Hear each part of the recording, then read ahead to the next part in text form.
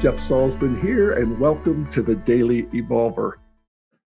Today, I want to take another look at this Trump phenomena. I know I've done a lot of episodes on Trump. I was looking back, and it's 20, I think, was the final number of episodes with Trump in the title.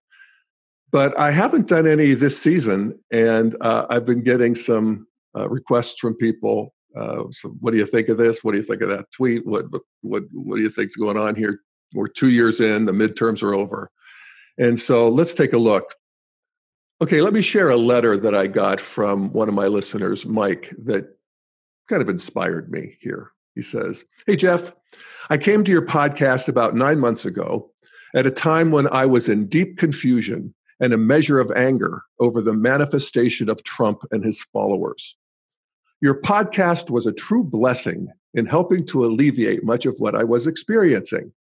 No, I have certainly not, quote, transcended my dislike of this Trump phenomena, and even typing his name generates a thin shiver of ickiness in me.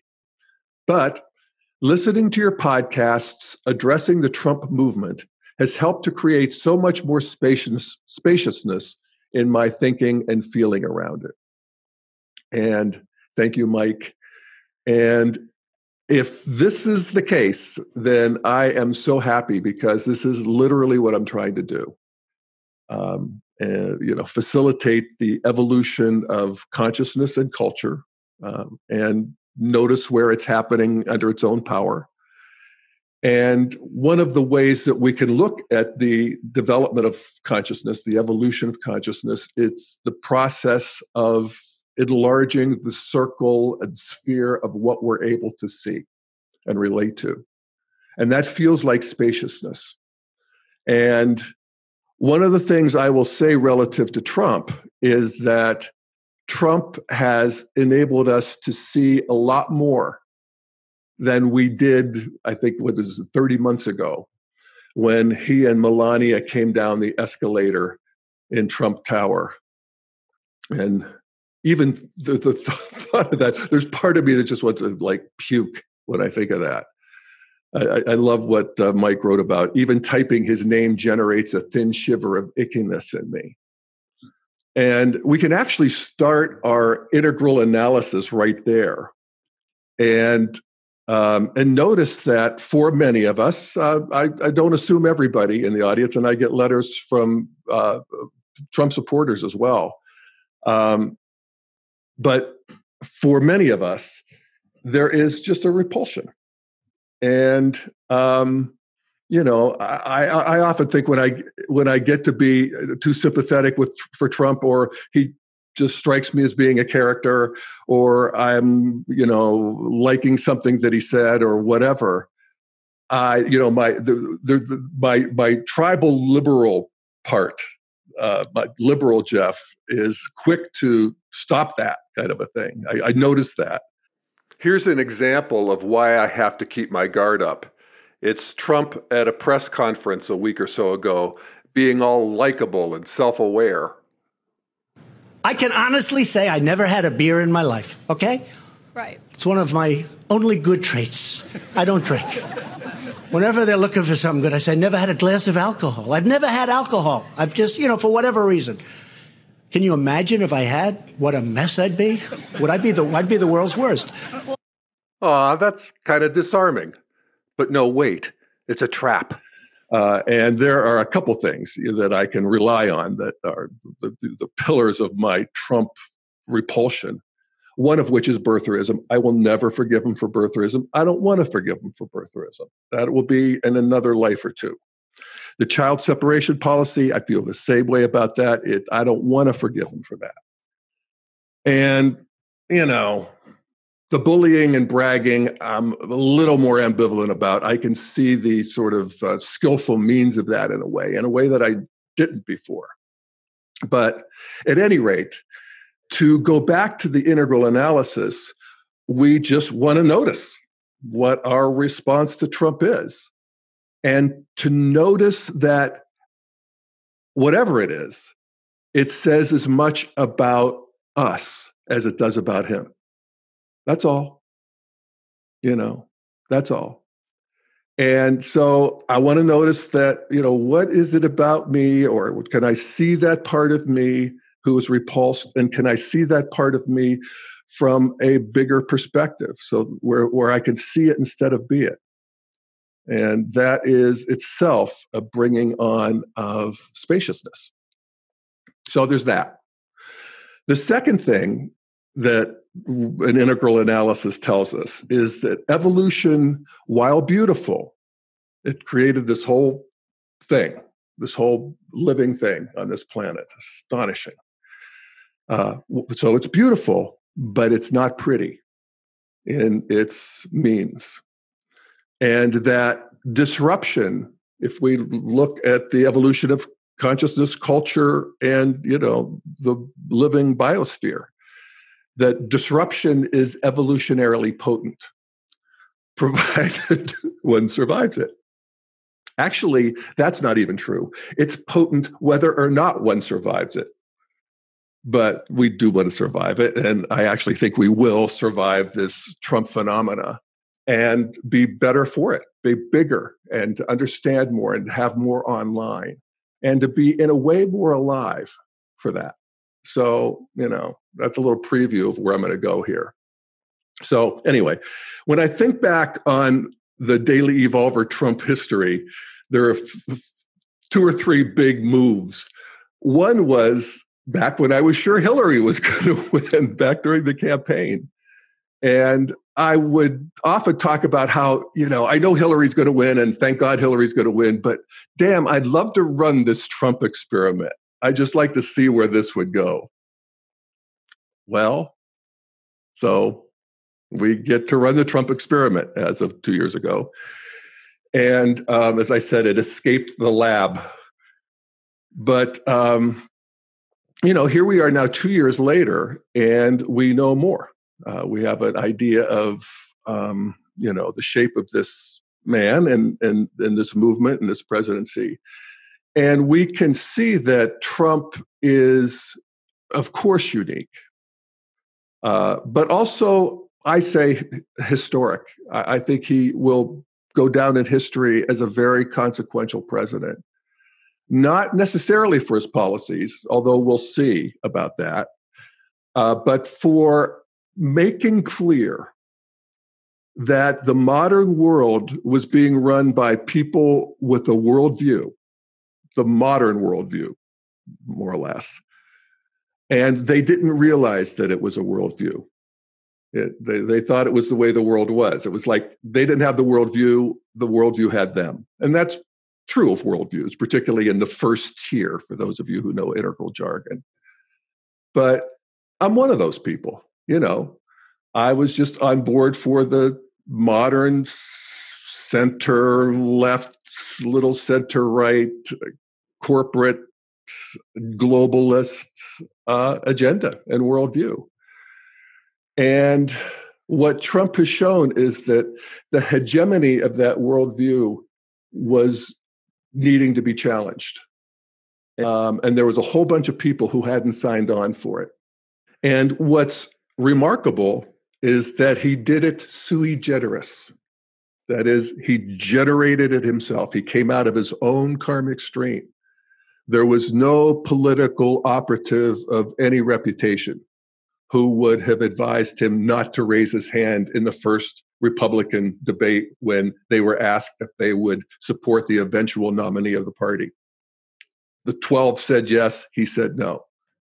Or to diss John McCain about his war hero captivity, or a Gold Star family, or most recently, Commander McRaven, who went in and got bin Laden, and the Obama judges, and this weekend his spat with John Roberts, the Chief Justice, about the nature of the judicial system, and there being Obama judges and Trump judges. And, we can even feel as we talk about this, the sort of where Trump is coming from a lower stage of development. And we'll get to that in a second. But, he came on the scene. He's no organization to speak of, spent relatively little money, and he became the president of the United States. And he has this one big idea that he just feels in every cell of his body. And that is that America is being played for a fool. You know, and that just is intolerable. And that everybody's out to get us and him. That's the way he ran his business and his career too. And what I've realized, and I think many of us have, is the power of that. Gosh, I thought we were beyond that. But no, Trump reminds us that there's a whole strata of consciousness, basically, and culture that wants to be seen. And although he doesn't see it this way, I do, reintegrated into a postmodern and postmodern worldview that includes the best of all of it. So now, in the meantime, my question is, does Donald Trump know what he's doing, or is he just doing it? Is he just compulsively playing it out? And I could find evidence on both sides of that argument. In fact, I will offer evidence. The following clip from a television interview with Chris Wallace of Fox News Sunday, it was a week or so ago, where Trump shows, I think, amazing self-awareness and amazing lack of self-awareness. And you can decide what you think. This is in response to a question from Chris Wallace where he says, people may like your policies, but almost nobody I talk to likes your tweets and your divisiveness. So what are you doing that for? And here's Trump's answer. I think if I was more modified, more moderate in that sense, I don't think I would have done half of the things that I was able to get completed. With that being said, other than you have to have a certain ability to fight back, and as you know, people have, they take strong stands on me both ways, love and hate. I'd like to see it a little bit maybe more right down the middle. But tone is something that is important to me. But a lot of times you can't practice tone because you have people coming at you so hard that if you don't fight back in a somewhat vigorous way, you're not going to win. And we have to win. This country has to win. We have a lot of victories coming. And I think if I go too low key, we're not going to have those victories. Okay, so we can hear here that he thinks that he is onto a secret of life. And apparently he is. I mean, I didn't know this. I didn't know that chaos worked, that insults worked like this. And since it does, I can see that he, his famous sort of line about, I go to myself for advice. I can see why. Who else would advise him to do this? But, somehow he knows. So he is a very stable genius, too, and has a very good brain. Oh, my God. Maybe it's all true. And in a way, I suppose it doesn't matter, because whether or not it's intentional, Donald Trump inhabits, to a degree not seen very often in polite society, what we would call a red or warrior stage of development. And I'll share a chart that I have posted on my dailyevolver.com site under the theory section. And it's based on Ken Wilber's Aqua model. You can see that I also have the spiral dynamics stages charted out. And I know a lot of you are listening on a podcast, so I won't make this chart essential. But I do want to just highlight this red warrior stage of development that all of us grow through. It tends to be when we're the terrible 2s or 3s. It recapitulates a little bit in our teen years, early teen years. But it's the egocentric stage of development where we are, on the healthy side of the street, we're becoming individualized. We're seeing that we're not merged with mother or family, and we assert our individuality and our agency. Now, we can become arrested there, and it starts looking less and less appealing as we get into our late teens and 20s and 30s and 70s. But at any rate, the Red Warrior culture, the Red Warrior consciousness, you can see here, it's egocentric, vigilant, aggressive, impulsive, ruthless, courageous, determined, and powerful. And we can make the argument, and I have, particularly in a podcast I did a while back called Trump the Terrible, the Boy Who Would Be King, made the case that Trump is, to a degree, again, not often seen in adults, arrested at this stage of development. And there's a couple, markers of this stage that you can see in Trump. One of which is the sort of the basic identity as being a fighter. Red lives to fight. Now, Donald Trump talks a lot about being a winner and loving winning. But there's one thing that I think it's clear that Trump likes even more than winning, and that's just plain old fighting. He fights when he wins. He fights when he loses. He's fought his way up and fought his way down in several boom and bust cycles in his life. And that's just the core of who he is. And this points out the core or radical nature of these worldviews. And we could sort of look at it ourselves and explore our own identity / worldview. And most of us listening to the Daily Evolver here are solidly, certainly modern, orange, but also green postmodern. I mean, we're working our way up into integral on a good day at least.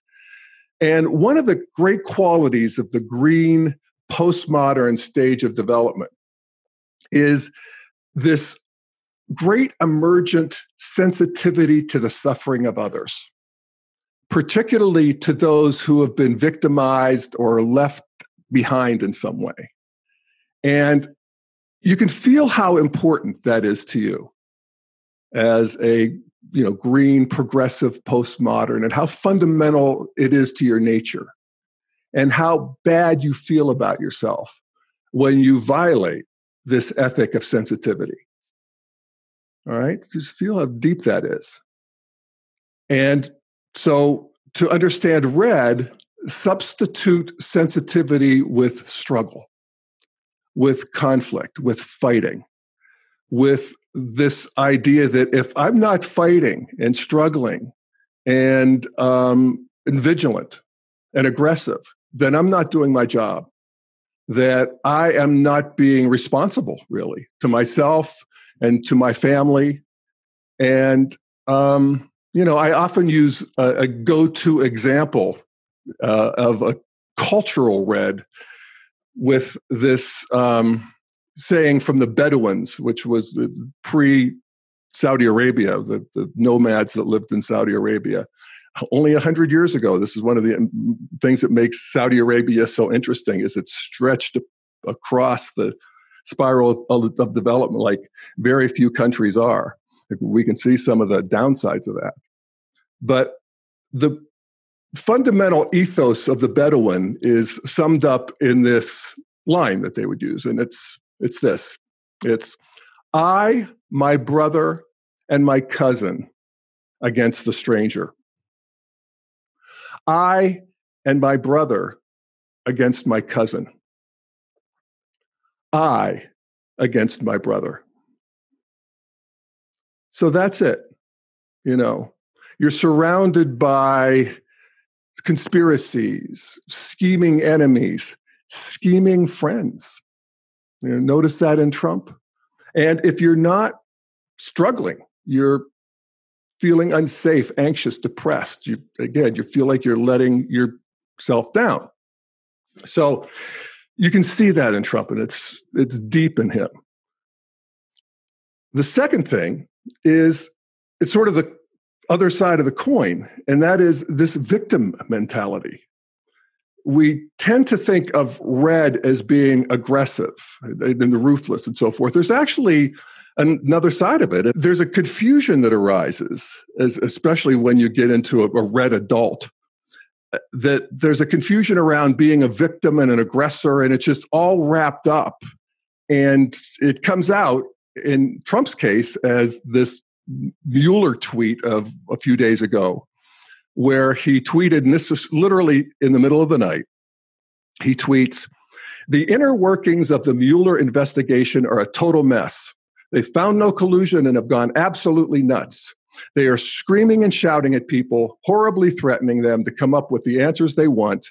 They are a disgrace to our nation and don't care how many lives they ruin. These are angry people, including the highly conflicted Bob Mueller, who worked for Obama for 8 years. They won't even look at all of the bad acts and crimes of the other side." And in all caps, "A total witch hunt like no other in American history!" exclamation point.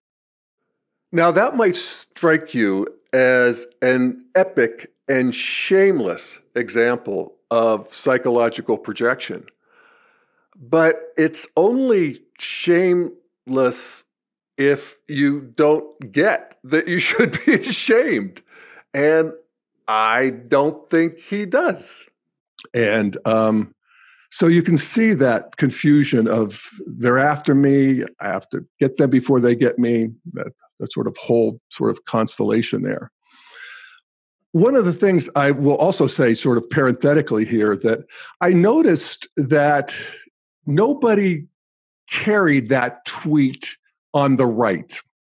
I saw it on Morning Joe. I saw that the New York Times carried it, the lefties on the internet, but no conservative media that I saw covered it much, or there was the eighth or ninth story. And I'm talking Fox, Breitbart, Drudge, even like Gateway Pundit. It wasn't, you could feel the worm turn a little bit here after the midterms, that these kinds of tweets aren't going to have the currency that they have had in the past. We get used to things. It's a little boring. All right, so the markers of red. 1, identity as a fighter. 2, a victim mentality. 3 is aesthetics. And there's a certain aesthetic to red that is unmistakable, and it's a kind of a braggadocious, bigger than life, bling, look at me, thin-skinned. And well, you can see it here. I'll share. Okay, so here's the Trump family in their Trump Tower apartment. You can see the marble pillars, the gilded, the crystal chandeliers. Here's the living room with all the marble, the painted ceiling like the Sistine Chapel. And here's Trump in his bedroom. Did you think you were going to get away without seeing Trump in his bedroom? With the mirrors and the gold carvings. And it's just, embarrassing, actually, is what it is. There's an architectural critic who talked about the style of autocrats. And he pointed out that autocrats throughout the world have this style that he calls it Louis the Hotel. And it's this sort of retro, gilded, over the top, what you just saw. Okay, so Trump's aesthetic places him solidly at red. So we have his markers of red. We have Trump the fighter, Trump the victim, and Trump the guy with very bad taste, excruciatingly bad taste. And the fourth marker of Trump as red, and this is the most consequential, is that he lives in a pre-truth world. We often talk about Trump in the post-truth era, and post-truth was the word of the year, I think, in 2016. But actually, from a developmental point of view, Trump is pre-truth. He actually lives in a world alive with apparitions and signs and rumors and conspiracies and palace intrigue. And again, always scheming enemies, always scheming friends. And if you're not paying attention and you're not getting them before they get you, then again, you're not being responsible. And this is the mentality of a world prior to modernity, actually prior to traditionalism, where at least the word of God trumped the word of the warlords and the kings. But it read, the warlords and kings rule unconstrained by laws, divisions of power. It's ridiculous. It's a world where might is right and a world of plunder, where the goal is not just to defeat the enemy, but to take their oil.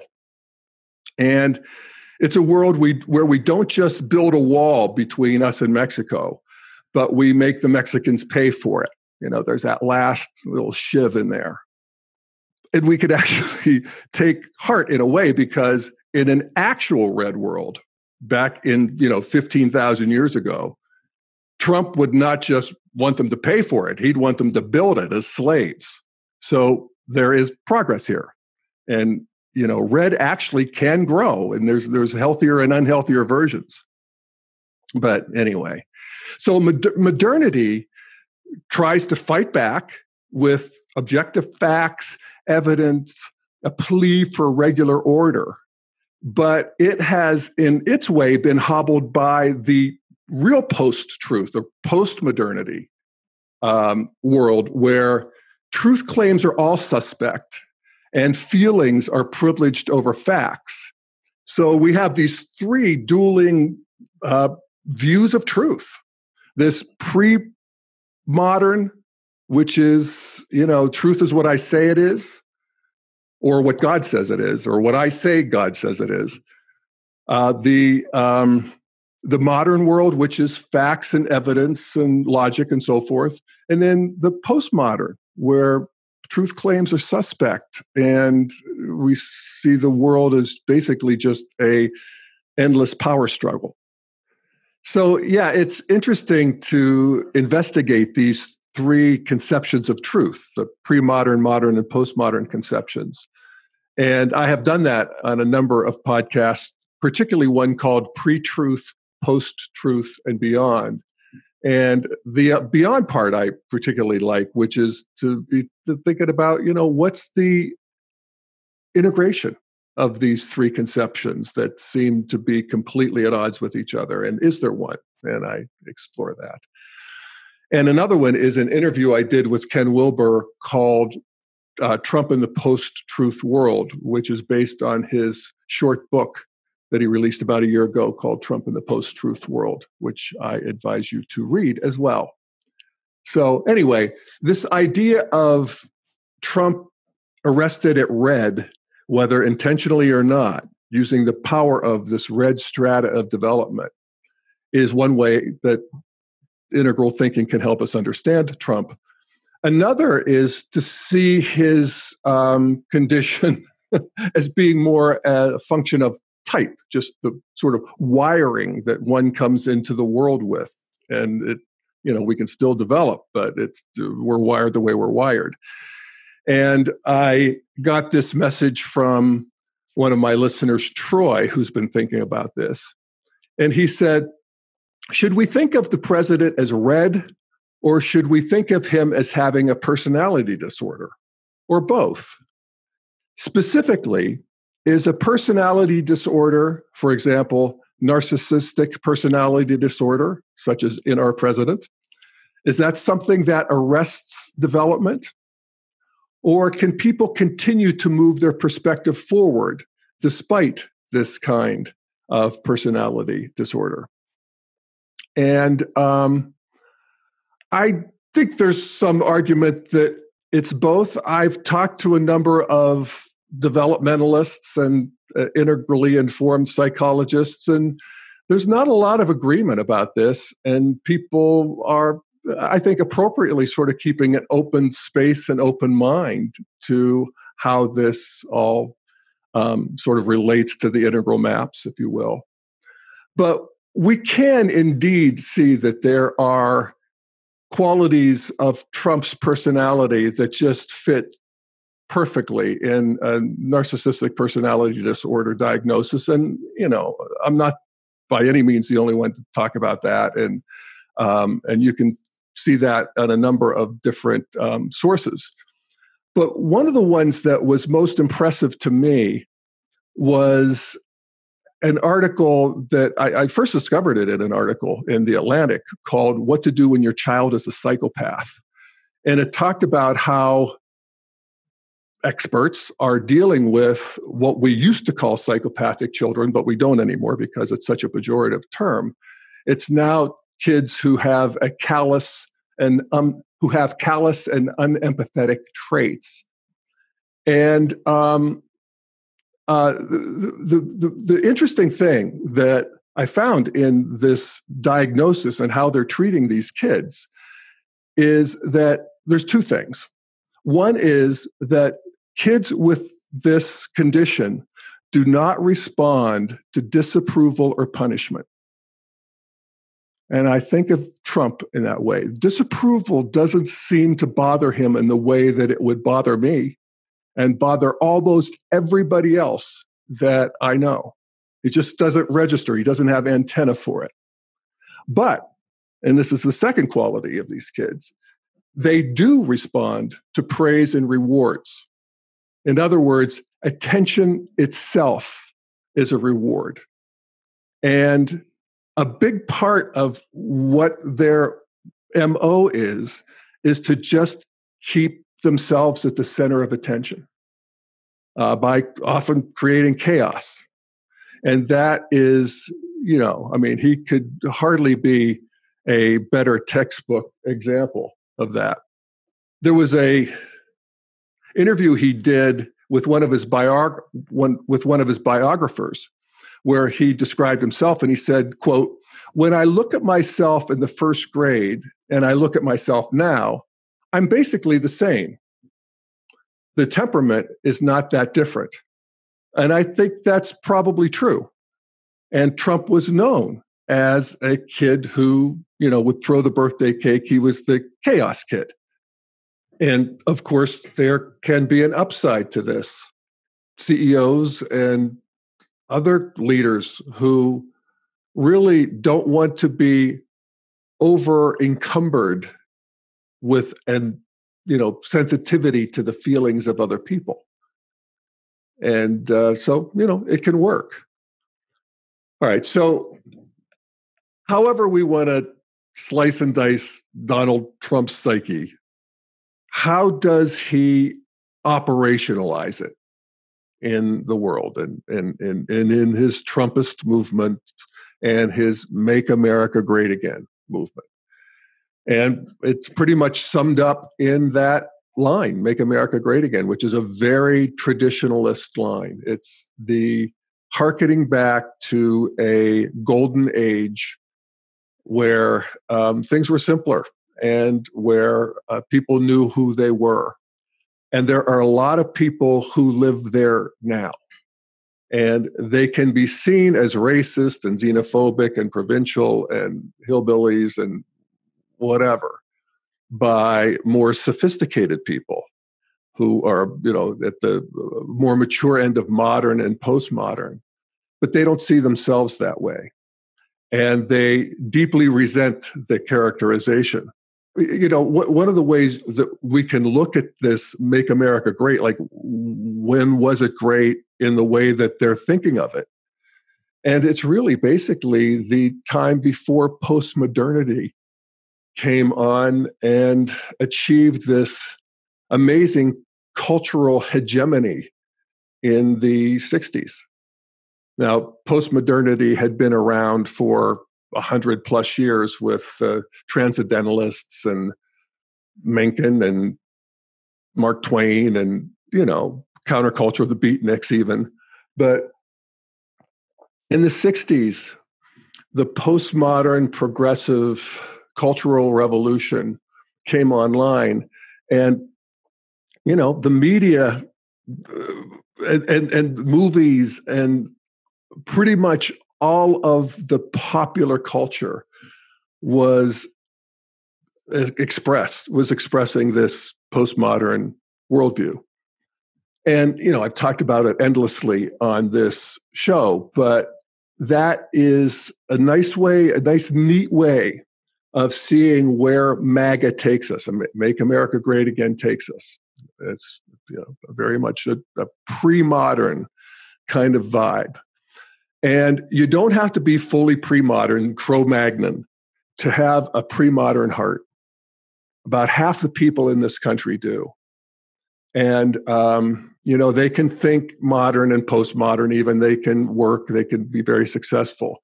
But where they rest is in a place where things are simple and everybody knows what's going on, and heroes are heroes, and good is good and bad is bad. And that's really key to this, really understanding and feeling into this pre-modern heart. And that is that the world in this worldview, the world is a titanic battle between good and evil. And when we get into red, it's the battle between my tribe and your tribe, and it's to the death. And we either dominate or we submit. And, so we know what's going on here. And that's very motivating. We can feel some of our red glands pumping here. At the more traditional stage, which is still pre-modern, it's the battle between God and the devil, between capital G good and capital E evil. And you don't do checks and balances there. You don't really want to compromise there. And it's funny, we have this American creed of division of power and so forth. But that's a very modern conception. And when push comes to shove, there's about half of the people who would just as soon follow the great leader somewhere or God. And in the case of Trump, it's not God, but the God people love him because, he's standing against this postmodern cultural hegemony. And this is the one piece of the truth that he has and that he embodies and his people love that the rest of us were missing. And we thought we could just tootle along and either forget about these people or they come along eventually, but not so fast. So this is the, sort of drama of the Trump presidency. And he plays it, again, from this pre-modern position of, it's like he instructed his staff early in his presidency, make every day a battle between me and my enemies. Again, checks and balances, forget it. That it isn't legitimate. It isn't clear. It doesn't come online until somebody has a big enough view to contain modernity, where the ethos is, I don't want to dominate you anymore. I want to trade with you. I want to be friends with you. At least I want to work with you. And that becomes stable at modernity. But we all have this pre-modern core, and there's, again, about half the people in the country have, it's more than, it's where they really want to live. So every day's a battle. Checks and balances don't compute. Two-party thing isn't legitimized. It's the, us versus them. They get along very well with other people who think that way. So, we talk about how globalists had more in common with their brethren in Zurich than they did their neighbors in Akron. That's true on the other, flipping it on its head. Traditionalists here have more in common with traditionalists in Russia than they do with their globalist neighbors in New York and San Francisco. So as the world, because, it's sort of a perverse consequence of the world becoming more world-centric, of, the center of gravity of the world in the lower right quadrant, particularly the technological quadrant, progressing, is that these people find each other and there's new identities for them that are nationalistic and transnationalistic. It's a strange thing, but we see it in Trump in Technicolor with the way he deals with other dictators and how much more comfortable he seems to be with them, and how, I love his relationship with Kim Jong-il, because it's sort of the rhetorical equivalent of the aesthetics of Trump Tower, where everything's just bigger than life, So it's inflated in terms of, the Rocket Man and my button's bigger than his. Yeah, baby. And then, this summer, he wrote me beautiful letters. Trump's talking about Kim Jong-il. He wrote me beautiful letters and we fell in love. So these big, florid, this is all red. This is bling, So the question is, can a government that has moved beyond red consciousness and created checks and balances and nobody gets to dominate, can that government contain a leader who hasn't grown to that? And that is the question. I think we can, but I was wrong before when I was planning my Hillary Clinton victory party, for instance. But even with that said, I think I will venture one more prediction, and that is that we have hit peak Trump, I think. Not least because the House of Representatives is now going to be Democratic in January. And, that will basically stop his agenda or force him, if he indeed has any sort of spiral wizardry in him, to perhaps create a grand bargain with Democrats. God knows he's not terribly ideological, but the pattern seems to be clear, and that he's just a fighter. So he's got to fight. Fighters got to fight. So that will, I think, wear thin. It, I think, is wearing thin. But Trumpism will live on and has to be engaged in a new integration. And even if we just look at Make America Great Again, the fantasy of going back to a world before postmodernity, that is a fantasy shared by millions of people, not just Trump. And it is not going to happen. But there is something that is there. There's some deep community, a commitment to hard work, self-responsibility, achievement, a sense of being a citizen among other citizens who's valued and who values and who has a pride of country. That's going to find its way into a new patriotism. And it's not going to be about a tribe or a nation or a race dominating. But that has to be there.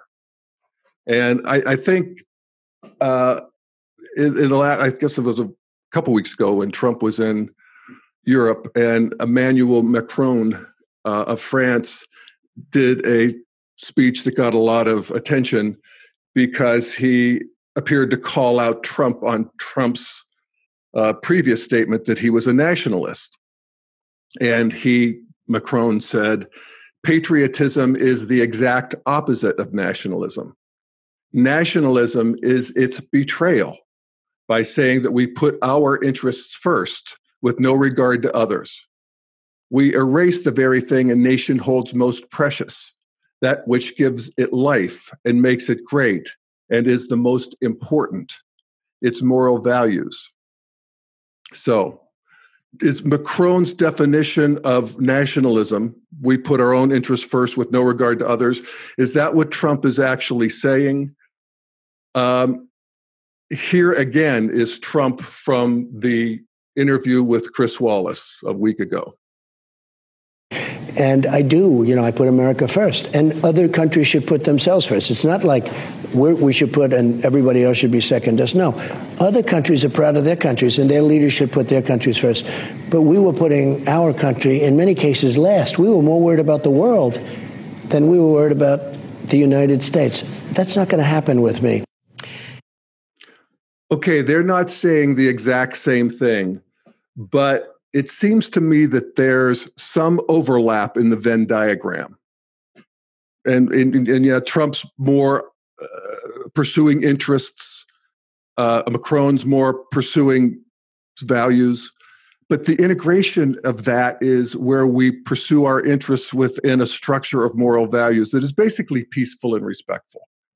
Once you get that going, most of the horrors of humanity are left behind once you get peaceful and respectful. So, I think there's a new patriotism that can be knitted out of these two streams. And yes, the old guard nationalists are going to have to drop their ethnocentric triumphalism. And there's a project for the left, too, in creating this new patriotism. And that is that the left has to embrace patriotism.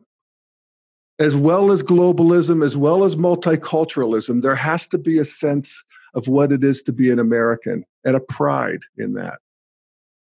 And that's findable. That's findable for the left. And I sense that a lot of people on the left know that they need to find it, honestly. So I think there's movement here, people. And I am just delighted to be able to point to it, I think, and share it with you and hear back from you. So please do respond if so moved. You can reach me at jeff@dailyevolver.com, or you can go to my website, dailyevolver.com, and go to the Connect tab. And there's a button there, and you can leave me a voicemail, or you can actually email me a voicemail. And I read and listen to everything. I don't respond as much as I used to, and I feel terrible about myself. But I'm very inspired and often use your comments in these episodes. Okay, folks, thanks again for listening, and see you next time on the Daily Evolver.